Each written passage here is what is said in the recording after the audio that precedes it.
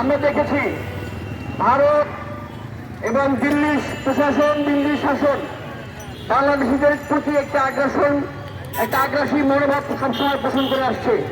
আমরা দেখেছি 14 বছর বয়সের কিশোরী ফেলানিকে যার লাশ ঝুলেছিল কাঁটাতারে। আমরা গতকাল দেখেছি 28 বছর বয়সী মহিলা নাজমাকে, যাকে বেঙ্গালুরুতে ধর্ষণের পরে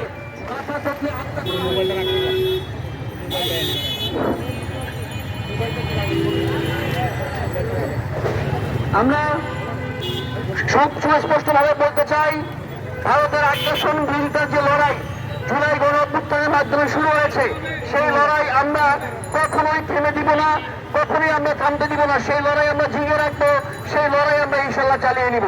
বন্ধুগণ, জুলাই গণঅভ্যুত্থান পরে আমরা দেখেছি ভারতের আগ্রাসন বিরোধিতার একটি জোয়ার বাংলাদেশে বইছে।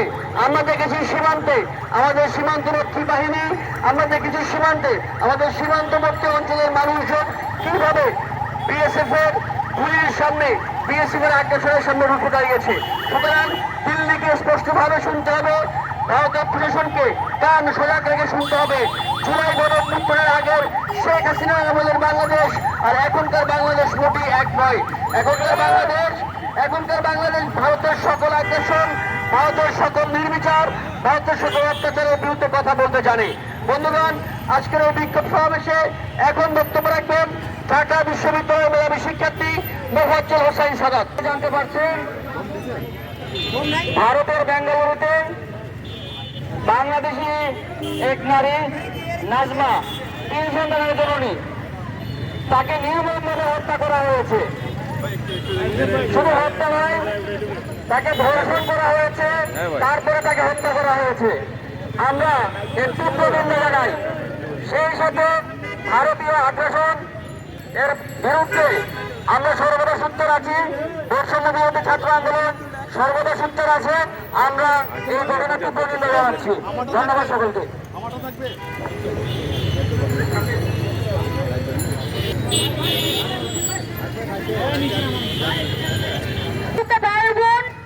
আপনারা জানেন যে ভারতীয় আগ্রাসন না, ভারতের মানুষ, ভারতের যে আছে সে আসলে আমাদের দেশ থেকে যেভাবে আওয়ামী লীগ ফেসিস্টদের তাদের দেশে নিয়ে স্থান দিয়েছে, আপনারা জানেন বড় বড় নেতাকর্মী থেকে শুরু করে একদম সর্বনিম্ন নেতাকর্মীদেরকে এখনো তাদের দেশে যেভাবে জায়গা দিয়েছে, এভাবে তারা জায়গা দিয়ে আসলে কি প্রমাণ করতে চায়?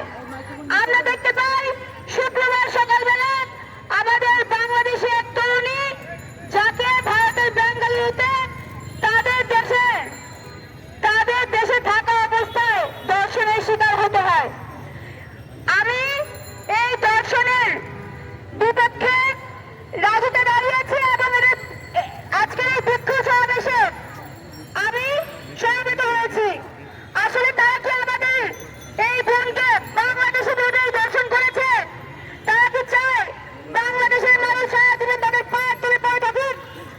আমরা তাদের এই ভারতীয় আগ্রাসন কখনোই মেনে নিব না। আমরা এখন ভারতের বিপক্ষে কথা বলতে জানি, ভারতকে ছাড়া চলতে জানি, ভারতকে ছাড়া আমরা চলবো এবং ভারতের এইসব অপকর্মের বিরুদ্ধে সর্বদা সোচ্চার থাকবো। আমি চাই অতি দ্রুত এই দর্শনের বিচার করা হোক এবং যারা আসলে দর্শক তাদেরকে খুঁজে বের করে অতি দ্রুত শাস্তির আওতায় আনা হোক এবং তাদেরকে ফাঁসি দড়িতে ঝুলানো হোক। ধন্যবাদ।